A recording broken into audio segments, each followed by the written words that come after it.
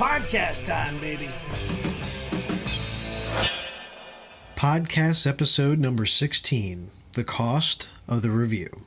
Back before the internet and major search engines dominated, divided, or distracted our lifestyles, our word meant a lot. As the saying goes, our word is our bond.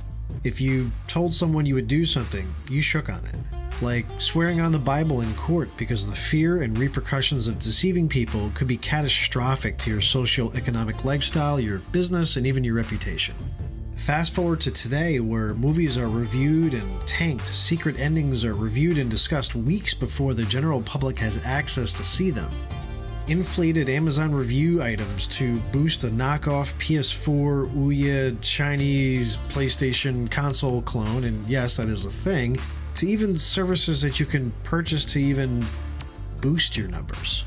So with fake eyelashes, spray paint for hair, fake height, inside unnecessary psychological short complexes, why not? In this day and age, customers, employees, and just the human race at large research companies, products, services, plans, and policies more than ever. This episode will actually reference content back from the episode number 5 entitled Questionable Policy. I definitely recommend to take a listen, as it is a great episode with a killer Metal Gear Solid Easter egg, if I do say so myself, but I digress. To sum it up, I want to touch on readings and how dramatically they can affect your business, good or bad. Now, with monster conglomerate companies popping up every couple of years or rebranding their name or image to get rid of that bad PR, there's gonna be a slew of people who want you to think about your community first when purchasing. It keeps money local, they say. It benefits the general public to have local small business options. I don't agree with this. You should put your money towards the products, the services, the people, or the goods that do the best business by you and by others. Have people shopped at a local shop recently? Should vitamins cost you $22 when you can get them easily for $10 on Amazon? Are they open at strange hours? Do they treat you terribly? With reviews on websites, search engines, and products like Google Maps, it gives the flexibility of control, of its small level of control, back to the voice of the customer and the consumer. Seen the video where a McDonald's employee gets slapped by a customer and then proceeds to beat them with a lead pipe? Yep. Seen the videos on people calling the cops on customers peeing and not paying because of skin tone? How about people finding out those unwanted yoga mat ingredients making it into their Subway food? I heard that. Listen, knowledge is power, and with the ability to leave reviews on many platforms of choice, it gives customers and patrons the freedom to invite others to have a great experience like theirs, or just to steer clear completely of this nightmare of an establishment. So today I give you a concrete example of how to gain back your handshake, your value, and your word in a worldview that shows that it's okay to be morally gray. Up until this point, I didn't really use names for the sole purpose of forwarding the conversation rather than reputation, and it didn't work. So today and from now on, we're going to try something new. So the first focus case we want to review brings us to Mesa, Arizona, with a little-known company called Nationwide Surplus, or as they're now known as Revive IT. Around May of 2017, someone I knew needed a dependable desktop computer, and I wanted to give them a hand and set them up. Had some pretty decent luck with the HP Elite Series computers, so I picked up a 8200 ultra slim desktop model. And for those of you who aren't really the most tech-savvy individuals, it's just a very small but very capable computer for someone who needs to conduct business, watch videos, edit some photos, bookkeeping, things like that. It's very capable. It's also very energy efficient, being as small as it is, so perfect. I buy it. I get a monitor, new hard drive, memory, the works. System dies 2 weeks into using it. So I test and I check what I can, and it turns out from HP support site, the motherboard is prone to failure in these. Well, I didn't really know that. That sucks. So I contact Nationwide, and with some headache they swap it out for a replacement, and you guessed it, about a month later, the same thing. Apparently the motherboards just don't hold up on these things. And it's really obvious when you start having the fans start kicking up like a jet engine and they're ready to take off. Anyway, fast forward to January 2018 of this year, where I've gone back and forth with the company, who has now again become Revive IT. After some headache with the volley of emails, I call them up. I talk to Zune, like the Microsoft Music thing. He doesn't know what I'm talking about, he doesn't have my device on file, my RMA, nothing. So literally I ask at this point for one of two options. Either accept the return back on this device and send out an 8300, a model that I myself use, or just send an RMA label, do a refund, and be done with it. I'm figuring it's very reasonable given the situation. Spencer is who I put on hold for, or Spencer Taylor. Apparently he's a manager there, and he refuses to get on the phone with me. Don't know why, and he refuses to also do an exchange. Just a service call where I ship it back at my expense. Negative. You don't have the customer pay for something that was defective in the first place and not properly tested. It's not going to happen. I mean, listen, the thing didn't go to serve time at Vietnam, it sat on a desk plugged into an expensive surge protector. Spencer avoided getting on the phone at all costs, I don't know why. So I open a chargeback with my credit card company and I detail the circumstances. The credit card rep didn't really do their job properly and it was written as if the item was never received, so obviously they closed the case right away. After some back and forth, they insist that I attempt to get in contact with Revive to accept a return, and they will credit the account for the shipping cost. With 2 dead 8200s at this point, I'm not really looking for a third. That's really the only option Revive was giving me. So the sad part was I put my word out there to the person who I bought this for that, hey, I told them this is reliable. You'll be alright, I'll take care of you, and this machine will do what you need it to do, and now I just look like an idiot. So I've had this computer sitting in my living room for about 6 months, like a tombstone as it sat there. I couldn't throw it away in hopes it would work, and I didn't feel like chucking it out the window and having it land on a duck and giving it a concussion. So I left feedback on my experience. Honest, perceptive, detailed feedback.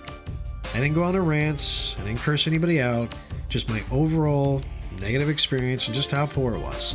Nobody, again, wants to have a poor experience. Keep that one in mind. They want to show up, they want to get the item they saw in the ad, they want to get the ice cream flavor they see on the side of the building, or in this case, they want the computer that they needed to work on to actually work. I just didn't want someone else to have to go through what I went through in this circumstance.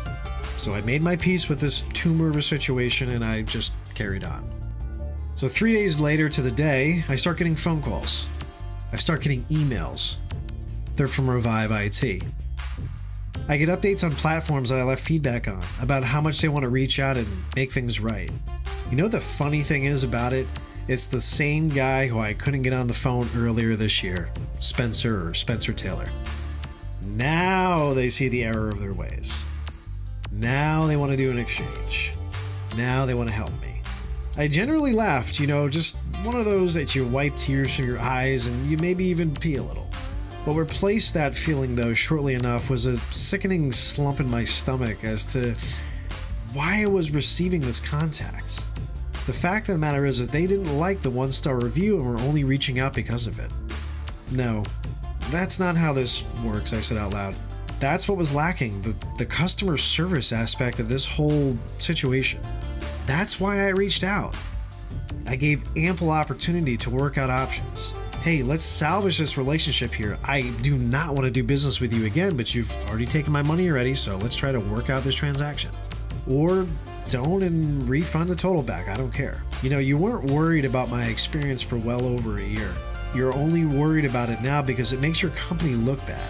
So I left more feedback. Yellow Pages, Yahoo results. Hell, I would have left a review on MySpace if I could have gotten one, or taken out Facebook and Instagram ad campaigns just to show my disgust. So I began to realize that this is the same person each time who is reviewing, commenting, and emailing me, this Spencer Taylor character. So you know what? I decided let's take it to the top. I want to get in contact with the CEO, the owner, whoever. I want to let him know, I want him to listen, this is my experience, this is what's going on in your organization, your ranks, and this is just bogus what's going on here. So after doing some digging, my results end on an individual by the name of Gary Romero II. So not exactly the owner, but head store manager is close enough for me, and that's who I want to talk to. So I printed out and gathered my experience that I've had so far from start to finish, and I mailed it out to him, and in all honesty, I just washed my hands of it, not expecting to hear from anyone again, and just moving on from there. Weeks later, Tuesday, June 5th of this month actually to be exact, I get a notification of a payment from Revive IT for the defective 8200. After that, I received 2 calls the same day from an Arizona number that I didn't get a chance to pick up, with an email following shortly after, and I'm going to read it to you. It actually said the following. Michael, I've received your letter today and I wanted to personally reach out to you about this issue. I did attempt to call you twice today. I hope this reaches you. After reading the letter and the dispute, I completely understand your frustration with the issue. I definitely feel that we should have done a better job of taking care of this for you. I do apologize it has come to this. Thank you for taking the time to inform me about the situation in great detail. I went ahead and sent you a refund for the purchase. The transaction ID is below. Again, thank you for taking the time to let me know about this issue. If there's anything else I can do, please do not hesitate to reach out. Thank you, Gary Romero II, Store Manager. So that's it. I did it. David beat Goliath. Neo destroys Agent Smith. Aladdin saves the princess. Case in point, just know your battles. Realize that these fights that you take on may be saving people that are going to have these same headaches in the future. Put your money towards organizations that listen to you and take your interest in as well as the needs of their business. It cannot work with just focusing on business needs alone. Every business needs customers, and customers need to be heard, understood, and valued. Remember, the next person that depends on this service could be someone you know, or you know what, even worse, someone you don't. I cannot tell you how many reviews that I've gone through and read, and how many have saved me headache and heartache physically and financially. Maybe if we're lucky, I can tell those listening the time where an ignorant old man at a barbershop cut my hair at a 45-degree angle in the back because, and I quote, didn't want to do a square off and fade in the back because it's stupid. But another day. That's definitely a review story worth mentioning. And also, don't buy any 8200s from Revive or otherwise. Those machines really do suck. Thanks for checking out this episode, and feel free to like, subscribe, and share our content. And until next time, this is Michael Midnight signing off. Thanks again for checking in.